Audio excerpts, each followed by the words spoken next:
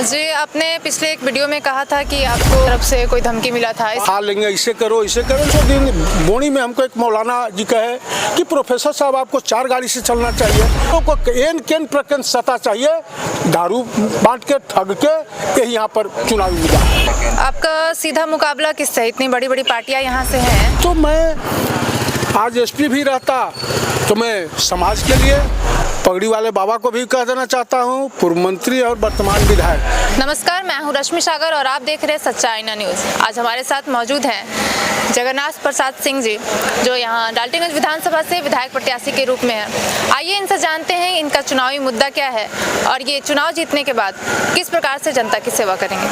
स्वागत है आपका हमारे चैनल सच्चाई ना। धन्यवाद। मेरा चुनावी मुद्दा 4 चीज़ है। आज 30 साल से डाल्टनगंज विधानसभा मसूमात पिछड़ा हुआ है। सिर्फ और सिर्फ हमारे पगड़ी वाले बाबा एक पूरनचंद के बाद हमारे अनिल चौरसिया के नेता थे। चूँकि उनमें सेवा की भावना और दया की भावना थी, लेकिन नामधारी जी अपने पैसों के बल पर उनको नहीं जीतने दिया गया।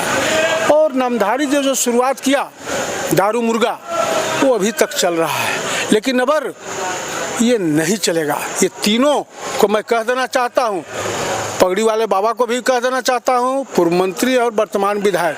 अगर आप सोचते हो कि मैं दारू मुर्गा पिलाकर चुनाव को प्रभावित कर दूंगा, वो अभी नहीं चलेगा। जनता मन मिजाज बना ली है, मेरी बात को समझती है जनता, और मैं आश्वस्त हूँ। जहाँ तक चुनावी मुद्दा की बात है, तो मैं 15 पंचायत डाल्टनगंज भल को लगा के 15 पंचायत के मैं पानी दूंगा। रामगढ़ भंडरिया में स्वास्थ्य सुविधा नहीं है, इन लोग बना दिया भले उसको प्रखंड, लेकिन ये दोनों जगह ज्यों का त्यों है। सतबरवा भी बना हुआ हॉस्पिटल ढह रहा है। तो ये मेरा चुनावी मुद्दा है कि कम से कम स्वास्थ्य हमारा दुरुस्त हो। और शिक्षा की जहाँ तक बात है, तो शिक्षा हमारा चौथा मुद्दा है। शिक्षा, स्वास्थ्य, खेत में पानी पीने के लिए पीने। डाल्टनगंज आज क्या है 30 साल से? क्या हम पानी पीने के लिए नहीं है? तो ये सब मेरी मुद्दा है और मैं इसको करूँगा, यानी हाउ करूँगा, क्योंकि मैं जनता को न ठगने आया हूँ, न धोखा देने आया हूँ, कुछ करने आया हूँ, जनता का सेवा करने आया हूँ, ईमानदारी से करूँगा, ये मेरा वादा है। जब लोग मैदान में आते हैं, प्रत्याशी मैदान में आते हैं, तो इतने वादे और इतनी तरह की बातें तो हर प्रत्याशी करते हैं, तो आखिर जनता किस तरह क्यों आप पे भरोसा करेगी? अब देखिए, वो जनता को तय करना है। मेरा चरित्र, मेरा व्यवहार, मेरा संस्कार सब कुछ जानता है कि प्रोफेसर साहब कोनो 87 में हमने बीपीएससी किया था तो ऐसे ही नहीं हुआ था। मैं हमारे सब साथी बैंक में कहता था कि बैंक की परीक्षा दो, मैं कहा कि बैंक की परीक्षा मैं नहीं दूंगा, बनूंगा तो अफसर, न तो नहीं बनूंगा। तो मैं आज एसपी भी रहता तो मैं समाज के लिए, क्योंकि देखो भाई, पढ़ लिख कर अगर समाज को जागृत नहीं करोगे, समाज के आगे नहीं बढ़ाओगे, तो फिर हम समाज के प्रति कृतज्ञ हो जाएंगे।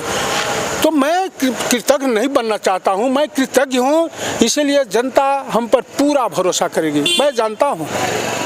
आप फील्ड में प्रचार प्रसार के लिए जा रहे हैं, जनता से मिल रहे हैं, लोगों से मिल रहे हैं, तो उनका कैसा रिस्पांस है आपके प्रति? बहुत अच्छा रिस्पांस है, उसमें कहीं कोई दो मत नहीं है।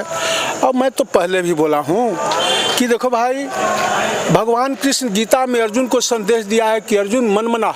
इसका मतलब है कि अपने आप को अल्लाह ईश्वर को समर्पित कर दो और अपना कर्म करो। कर्म का फल ईश्वर देता ही है, उसमें कहीं को दो मत, लेकिन सत्य के साथ, ईमानदारी के साथ ये होना चाहिए। तो प्रोफेसर साहब सत्य भी क्या है, ईमानदारी भी क्या है, वो जानते हैं, और मैं इसलिए आश्वस्त हूँ। आपका सीधा मुकाबला किससे? इतनी बड़ी बड़ी पार्टियां यहाँ से हैं, आपका सीधा मुकाबला किससे है?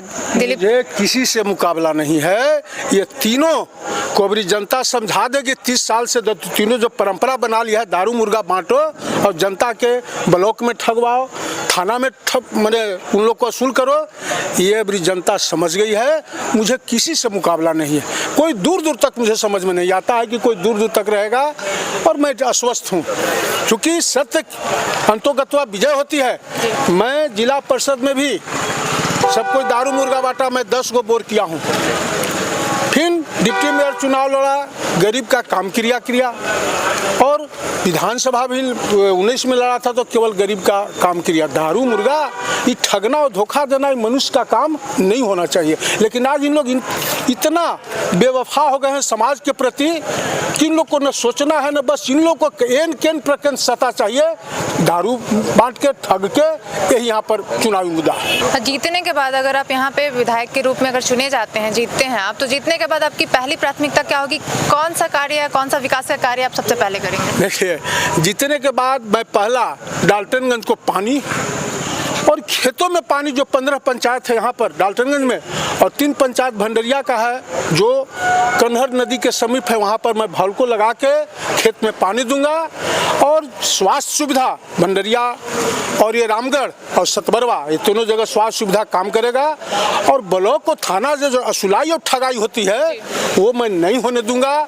जिला में भी बहुत बिल्कुल भ्रष्टाचार के खिलाफ मेरा आह्वान है।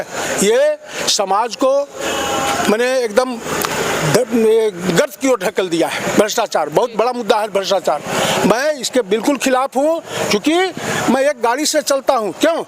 इसलिए कि भाई 4 गाड़ी से चलेंगे तो खर्चा होगा, जनता का पेट काटना होगा, मुझे उससे कोई परवाह नहीं है। मैंने कल परसों दिन बोनी में हमको एक मौलाना जी कहे कि प्रोफेसर साहब आपको 4 गाड़ी से चलना चाहिए। मैं उसको जवाब दिया कि अगर 4 गाड़ी से चलूँगा तो भाई तुम्हारा पेट काटना होगा, क्योंकि 4 गाड़ी का ड्राइवर, गाड़ी का तेल, 4 आदमी 4 गाड़ी में जो बैठेंगे उनका आखिर मैं कहाँ से लाऊंगा? तो मैं दिखावट, सजावट, बनावट समाज में को गिरावट ला दिया है। मैं उससे बहुत दूर रहता हूँ भाई, मैं समान आदमी की तरह रहता हूँ। जी, आपने पिछले एक वीडियो में कहा था कि आपको कोई धमकी मिला था, इस बारे में आप क्या? पार्टी की तरफ से धमकी नहीं मिला था, दिवाया गया था एक लड़का, खा लेंगे, इसे करो इसे करो। लेकिन प्रोफेसर साहब न किसी को डराना सीखा और न किसी से डरना सीखा। ये मेरा सिद्धांत है। चूंकि मैं सत्य की लड़ाई लड़ रहा हूँ, डरने की क्या बात है भाई?